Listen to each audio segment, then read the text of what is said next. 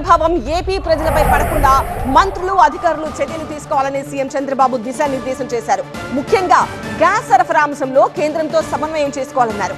అమరావతి సచివాలయంలో జరిగిన కేబినెట్ సమావేశంలో అమరావతి అభివృద్ధి, ఉపాధి అవకాశాలు, ఇతర ప్రభుత్వ ప్రాజెక్టులకు సంబంధించి పలు కీలక నిర్ణయాలు తీసుకున్నారు.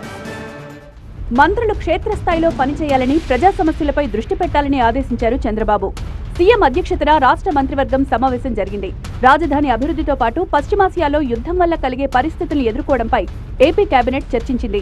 యుద్ధం ఎఫెక్ట్ పడకుండా మంత్రులు అధికారులతో కలిసి చర్యలు తీసుకోవాలని, గ్యాస్ సరఫరాపై కేంద్రంతో సమన్వయం చేసుకోవాలి అన్నారు. రాష్ట్రంలో ప్రతి అసెంబ్లీ నియోజకవర్గంలో ఏర్పాటు చేస్తున్న ఎంఎస్ఎంఈలపై ప్రతి నెల నివేదిక ఇవ్వాలన్నారు. చేసిన పనులు తప్పకుండా చెప్పాలి. మన రాష్ట్ర పరిస్థితుల్ని ప్రజలకి విశదీకరించాలి. అదేవిధంగా మన ప్రవర్తన కానీ, మన బిహేవియర్, వాళ్ళతో కలిసిమెలిసి ఉండే తీరు కానివ్వండి, వీటన్నిటి మీద కూడా మనం చక్కగా మనల్ని మనం నిర్వహించుకోవాలి. ప్రజలతో ఎప్పుడు మమేకమయ్యింది, వారి అభిప్రాయాన్ని గౌరవిస్తూ సేవ చేయాలని చెప్పి పనిచేయాలి, కష్టపడాలి. ప్రభావం రాష్ట్రం మీద పడే ప్రభావం అన్నింటి మీద కూడా చర్చించాలి. గ్యాస్ ఏంటంటే ఇమ్మీడియట్గా మనకి ఏంటి, ఇప్పుడు గ్యాస్ లేదనుకోండి హాస్పిటల్స్కి అది ఉంటుంది.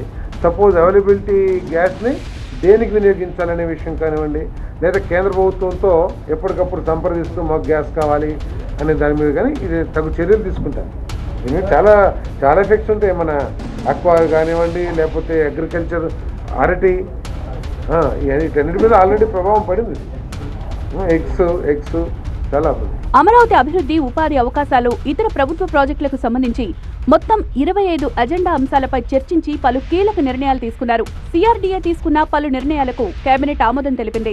119 కోట్ల రూపాయల వ్యయంతో రాజధాని అమరావతిలో తెలుగు కల్చరల్ సెంటర్ నిర్మాణం కోసం చేసిన ప్రతిపాదనను మంత్రిమండలి ఆమోదించింది. సచివాలయం, హెచ్ఓడి టవర్ల నిర్మాణంలో 2316 కోట్ల ఎలక్ట్రికల్, ప్లంబింగ్ పనులకు అనుమతులిచ్చారు. అమరావతిలో వివిధ సంస్థలకు భూ కేటాయింపులకు కేబినెట్ అంగీకారం తెలిపింది. కేబినెట్ సమావేశానికి ముందస్తు అనుమతి తీసుకుని 6 మంత్రులు గైర్హాజరయ్యారు. శనివారం జనసేన ఆవిర్భావ దినోత్సవం సందర్భంగా deputy CM Pawan Kalyan, Nadendla Manohar cabinet భేటీకి రాలేదు. అనారోగ్యం కారణంగా అనిత, టీజీ భరత్, గొట్టిపాటి రవికుమార్, వ్యక్తిగత కారణాలతో మంత్రి ఫరూక్ గైర్హాజరయ్యారు.